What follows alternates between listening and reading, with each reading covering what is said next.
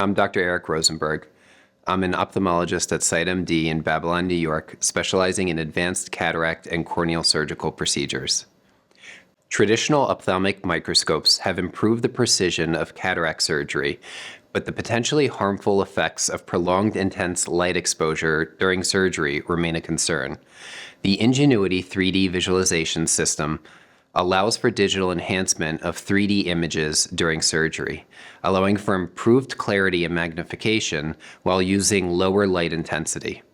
My colleagues and I evaluated the impact of lower illumination with NGENUITY on the rates of postoperative visual recovery and adverse outcomes when compared to a traditional microscope. This was a prospective randomized investigator-initiated study in 214 eyes undergoing routine cataract surgery. Minimal enrollment needed to achieve statistical significance for the postoperative day 1 visual recovery rate was calculated at 179 eyes. We recorded the light intensity as a percentage of maximum intensity and light exposure time during surgery, as well as visual acuity and the rate of cystoid macular edema at postoperative day 1, week 1, and month 1. The light intensity percentage utilized during surgery was significantly lower in the NGENUITY group than the traditional group, with mean values of 19.5% and 49.2% respectively. There was no significant difference in light exposure time between groups.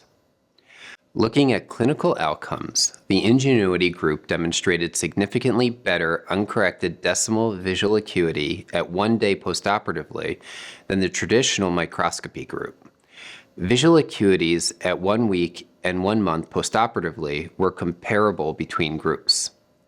Spectral domain optical coherence tomography imaging postoperatively revealed a significantly lower incidence of cystoid macular edema in the NGENUITY group compared to the traditional group, identified in 2.1% and 9.2% of eyes respectively.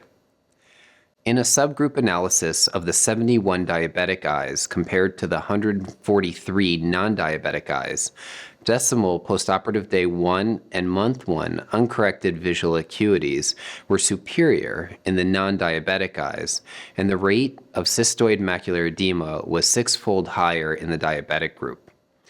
Since both the visualization method and diabetic status were not independent of the cystoid macular edema findings, visualization method and diabetic status were evaluated in 4 groups using a 2-way ANOVA.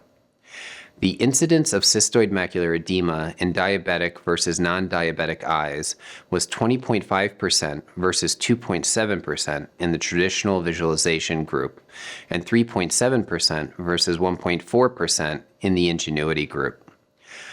Overall, we observed faster visual recovery and lower rates of cystoid macular edema in eyes that underwent cataract surgery visualized using NGENUITY, and these findings were even more profound in diabetic eyes.